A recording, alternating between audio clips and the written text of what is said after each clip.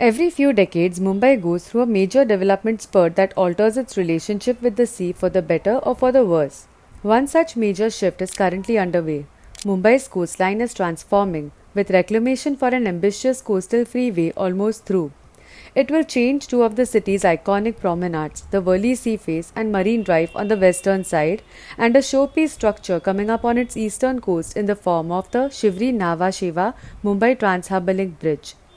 And with that, the relationship of Mumbai's residents with the sea is once again set for a sea change. So, you used to visit Marine Drive a lot when you were younger? Yes, correct. We used to go there and we used to sit there frequently, and it was one of the best place to go because it was very peaceful going there. So during your college days? Yes, during my college days, we used to be there only like every weekend or after bunking college also we used to be there only. Which college were you in?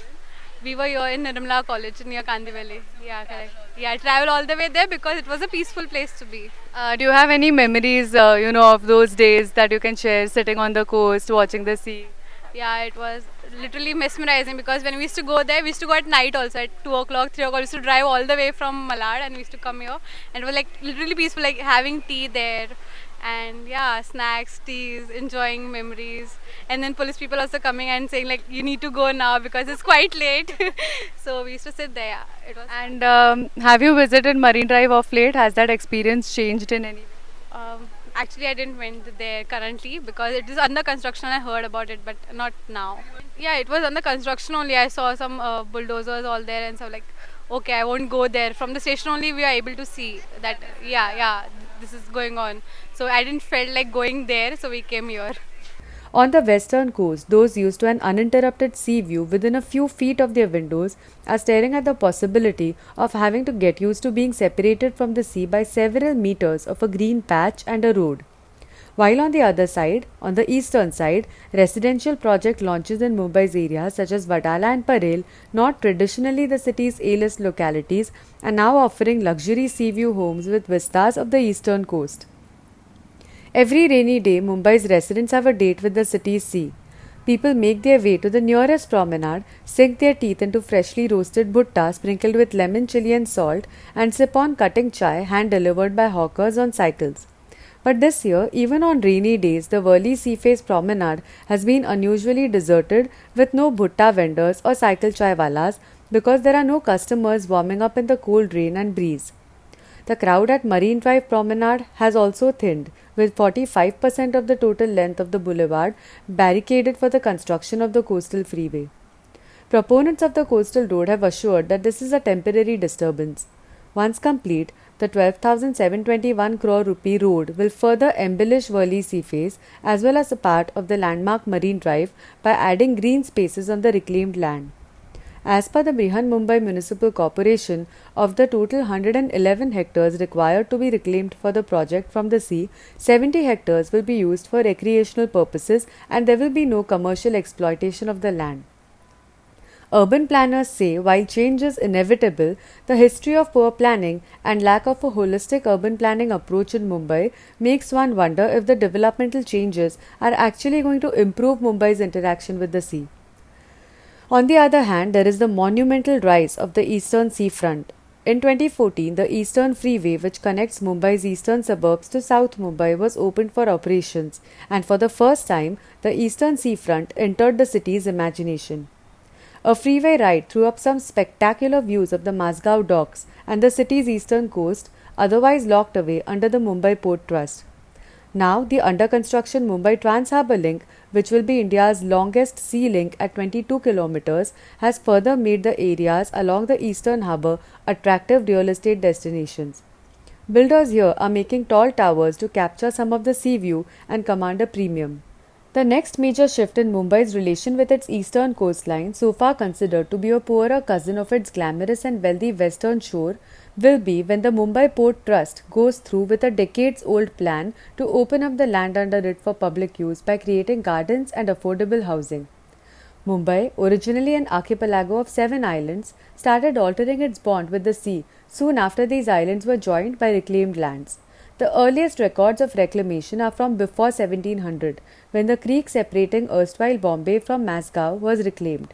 This went on till 1918 when 22 acres were reclaimed from the dockyards to create Ballard Estate, a prime commercial location. This was also the period when Mumbai's crown jewel Marine Drive came into existence. Post independence, planners reclaimed land from the sea in South Mumbai to create an expanse on which the many buildings of Nariman Point and Cuff Parade now stand. The construction of the Bandravali Sea Link was perhaps the last tectonic shift in Mumbai's relation with its sea. The Sea Link, with its elegant cable stayed bridge, has become a permanent feature of any generic 10 things to do in Mumbai list and figures as one of the city's main identifiers on commercial tourist brochures and even Bollywood films. However, while the Sea Link, open only for four-wheelers who can afford the steep toll, became an aspirational landmark, it adversely impacted Mumbai's interaction with the sea somewhere else. Local people say that change in tidal patterns due to the reclamation in Bandra for the sea link eroded Dadar's vast beach expanse, slicing it to a narrow, crowded patch of sand over the years. You used to come often to Dadar Chowpatty? Yes, from childhood. How do you remember the Chowpatty being at that time? First of all, I really miss those times because when I was small, my dad used to take me to every time to beach, and I used to spend a lot of time. But now it's really changed. It's like totally. It's became dirty. The sea became dirty, so we can't even play or sit comfortably. And I just think those days would be back. Really, I really miss those days. So no sand left to sit, and even the whatever people throw literally litter the sea, and we can't even sit there peacefully like we used to play in that water. But now we cannot even sit over there. So I really miss those days.